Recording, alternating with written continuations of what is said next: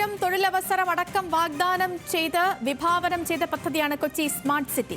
കരാർ വ്യവസ്ഥകളൊന്നും പാലിക്കാൻ കഴിയാതെ ടീകോം പിൻവാങ്ങുമ്പോൾ കേരളത്തിന്റെ സ്വപ്ന പദ്ധതി ഇപ്പോഴും ചോദ്യചിഹ്നമായി തന്നെ തുടരുകയാണ്. സ്മാർട്ട് സിറ്റിക്ക് മുന്നിൽ നിന്നും ആസിഫ് മുഹമ്മദ് ചേരുന്നു. ആസിഫ്, 13 വർഷം കഴിഞ്ഞിട്ടും പദ്ധതിക്ക് കാര്യമായ പുരോഗതി ഉണ്ടായില്ല എന്ന് പറഞ്ഞുകൊണ്ടാണ് ഈ ഒരു പിന്മാറ്റം ഉണ്ടായിരിക്കുന്നത്.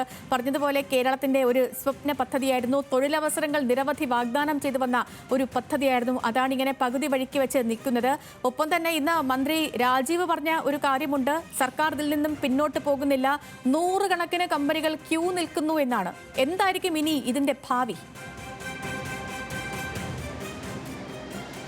തീർച്ചയായും സർക്കാർ അത്തരത്തിലുള്ള അവകാശവാദങ്ങളൊക്കെ ഉന്നയിക്കുമ്പോൾ പോലും കേരളത്തിൻ്റെ ഒരു സ്വപ്ന പദ്ധതി ഇത്രയും വൈകിയത് വലിയ രീതിയിലുള്ള നഷ്ടമായി തന്നെയാണ് നിക്ഷേപകരടക്കം കാണുന്നത് എന്നുള്ളതാണ് ഏറ്റവും പ്രധാനപ്പെട്ടത്. 90,000 തൊഴിലവസരങ്ങൾ എന്നുള്ള വാഗ്ദാനം അതിൻ്റെ 4 പോലും നിറവേറ്റാൻ കഴിഞ്ഞ സാഹചര്യമില്ല. അതോടൊപ്പം നമുക്കറിയാം 86 ലക്ഷം ചതുരശ്ര മീറ്ററുള്ള കെട്ടിടങ്ങളടക്കം വരുമെന്നുള്ള വാഗ്ദാനങ്ങളൊക്കെ നൽകി. പക്ഷേ ഒരൊറ്റ കെട്ടിടം മാത്രമാണ് ഇതുമായി ബന്ധപ്പെട്ട് ഇപ്പോഴത്തെ സ്മാർട്ട് സിറ്റിയിൽ പണി കഴിപ്പിക്കാൻ കഴിഞ്ഞിട്ടുള്ളത്.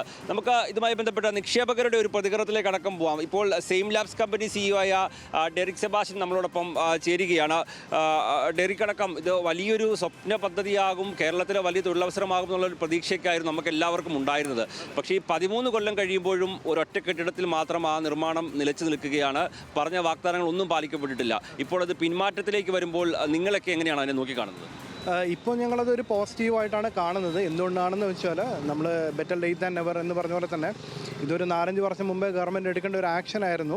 കാരണം ഇവർ ഒന്നും പറഞ്ഞിരിക്കുന്ന നമ്മുടെ ഫ്രെയിംവർക്ക് എഗ്രിമെൻറ്റ് പറഞ്ഞ ഒരു കാര്യം പോലും അവർ പൂർത്തീകരിച്ചിട്ടില്ല എന്നുള്ളത് നഗ്നമായ സത്യമാണ്, എല്ലാവർക്കും അറിയാവുന്ന കാര്യമാണ്. പക്ഷേ ഗവൺമെൻറ് എന്തുകൊണ്ടോ ഇതുവരെ നമുക്കൊരു 2 രാജ്യങ്ങൾ തമ്മിലുള്ള ബന്ധമൊക്കെ വഷളാതിരിക്കാൻ വേണ്ടിയിട്ടായിരിക്കണം അവരിതുവരെ അങ്ങനെ ഒരു ആക്ഷൻ എടുത്തിട്ടില്ല.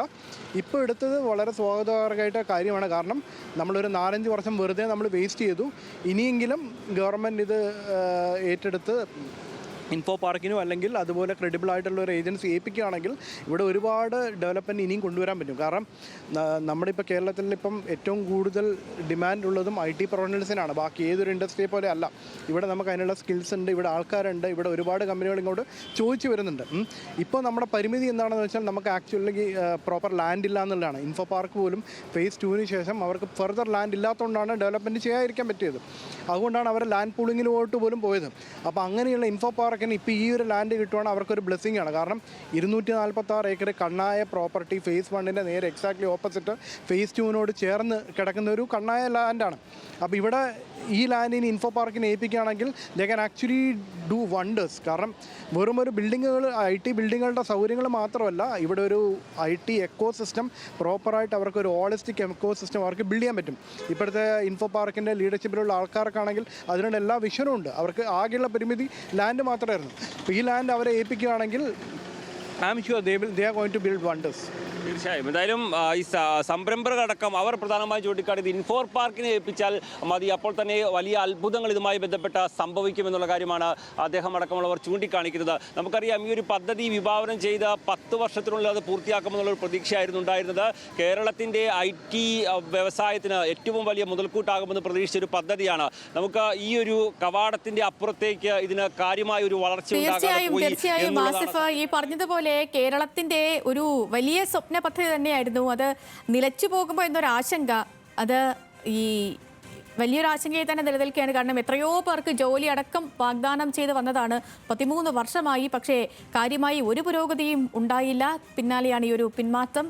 ഇനി പദ്ധതി എങ്ങനെ മുന്നോട്ട് പോകുമെന്നുള്ളത് കണ്ടറിയാം.